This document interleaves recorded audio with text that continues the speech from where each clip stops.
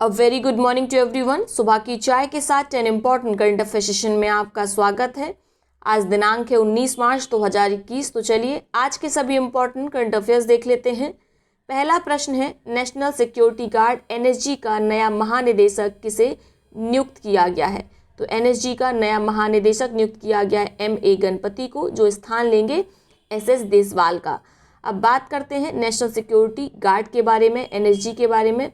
तो देश के किसी भी हिस्से में आतंकवादी गतिविधियों से निपटने के लिए एनएसजी एक विशेष सुरक्षा बल है और नेशनल सिक्योरिटी गार्ड के जवानों को ब्लैक कैट के नाम से भी जाना जाता है।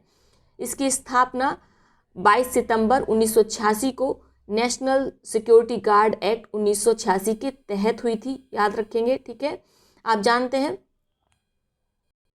1984 में जो खालिस्तानी समर्थक थे जनरल सिंह भिंडरावाला, उन्होंने अमृतसर के हरमिंदर साहब पर कब्जा कर लिया था और उसी समय चलाया गया था 1984 में ऑपरेशन ब्लू स्टार।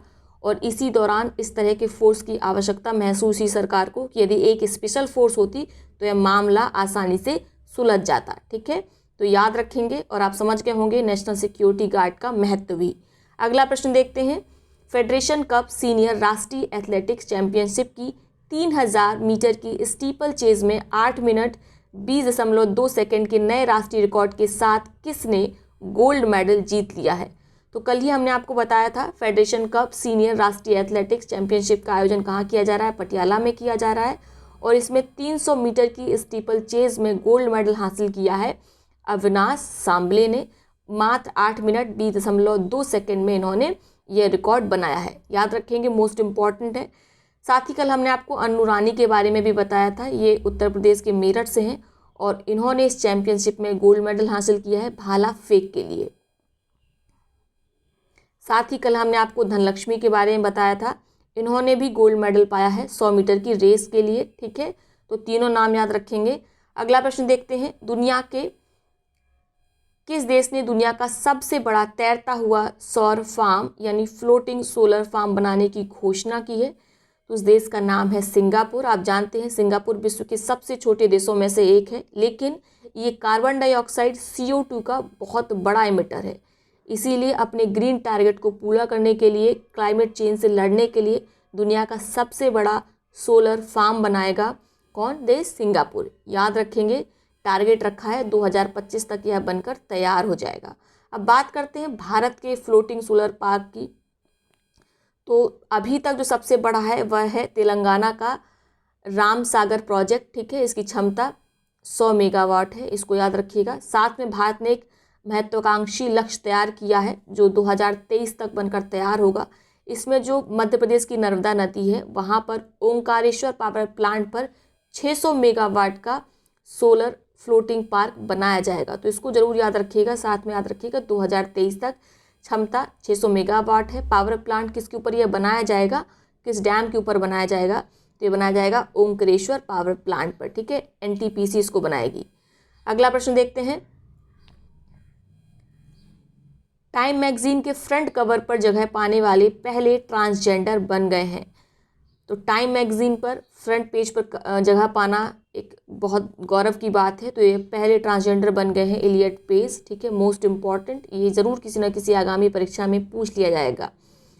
साथ ही आपको याद होगा 2019 में भारत के प्रधानमंत्री ने भी टाइम मैगजीन के फ्रंट पेज पर जगह पाई थी। साथ में कोट लिखा हुआ था जिसके कारण काफ़ी विवाद हुआ था। कोट में था Narendra Modi divider in chief. ठीक है, अगला प्रश्न देखते हैं, हाल ही में समाचारों में देखे गए किस डिजिटल भुगतान के लिए NPCI ने UPI हेल्प लॉन्च किया है? तो आप जानते हैं भारत सरकार का अधिकारित पेमेंट ऐप कौन है? भीम है। ठीक है, और भीम UPI ने ही लॉन्च किया है UPI हेल्प। इसका उद्देश्य क्या है? उपभोक्ताओं की जो शिकायतें हैं उसका निवारण करना, उसके लिए एक निवारण तंत्र बनना। ठीक है, लेन देन की जांच की जाएगी, जो भी शिकायत होगी उसको रजिस्टर किया जाएगा, दर्ज किया जाएगा, बाद में उन सभी शिकायतों का इस UPI हेल्प की मदद से निवारण किया जाएगा।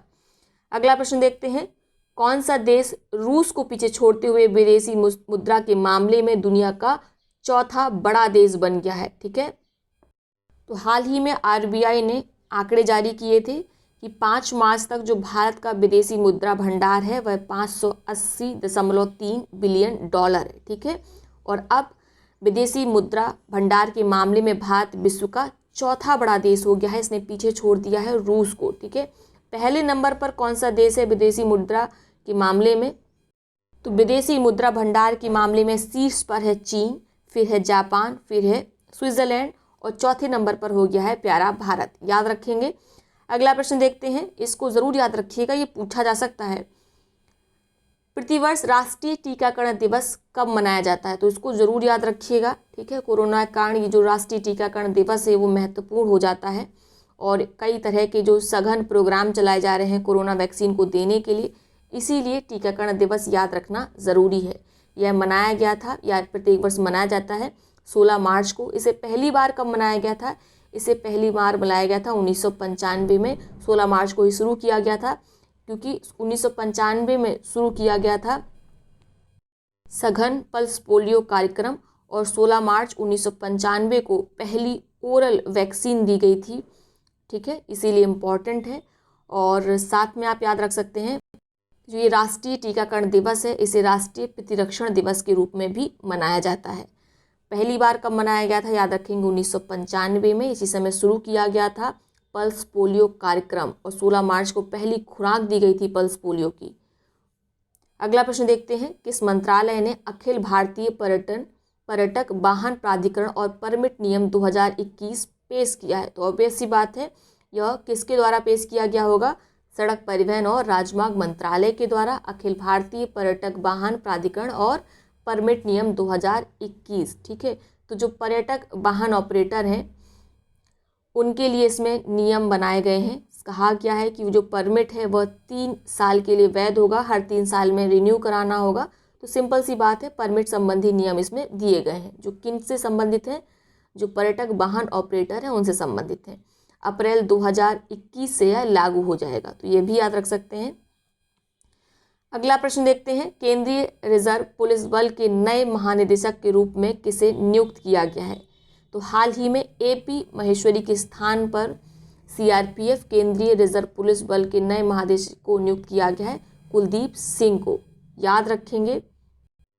अब बात कर लेते हैं केंद्रीय रिजर्व पुलिस बल की, सीआरपीएफ की। तो इसकी स्थापना 1939 में हुई थी। उस समय इसका नाम था क्राउन रिप्रेजेंटेटिव पुलिस फोर्स, लेकिन जब 1949 में आज़ादी के बाद सीआरपीएफ एक्ट आया तो जो क्राउन था वह चेंज हो गया सेंट्रल में और जो रिप्रेजेंटेटिव था वह हो गया रिजर्व में चेंज।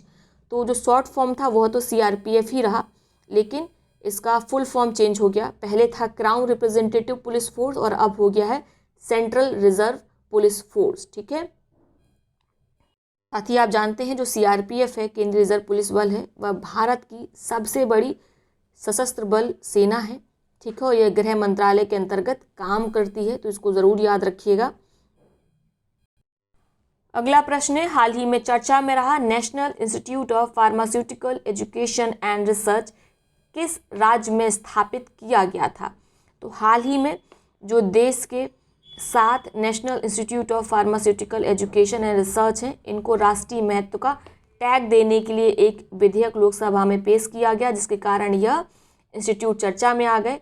तो ये पूछा जा सकता है कि पहला इंस्टीट्यूट कब स्थापित किया गया था फार्मास्यूटिकल एजुकेशन एंड रिसर्च से संबंधित? तो आप याद रखेंगे पंजाब में। ठीक है, 1998 में। और बाद में 2007 और 2008 में 6 नए संस्थान बने थे, उनका नाम भी याद रखेंगे कहाँ कहाँ पर है।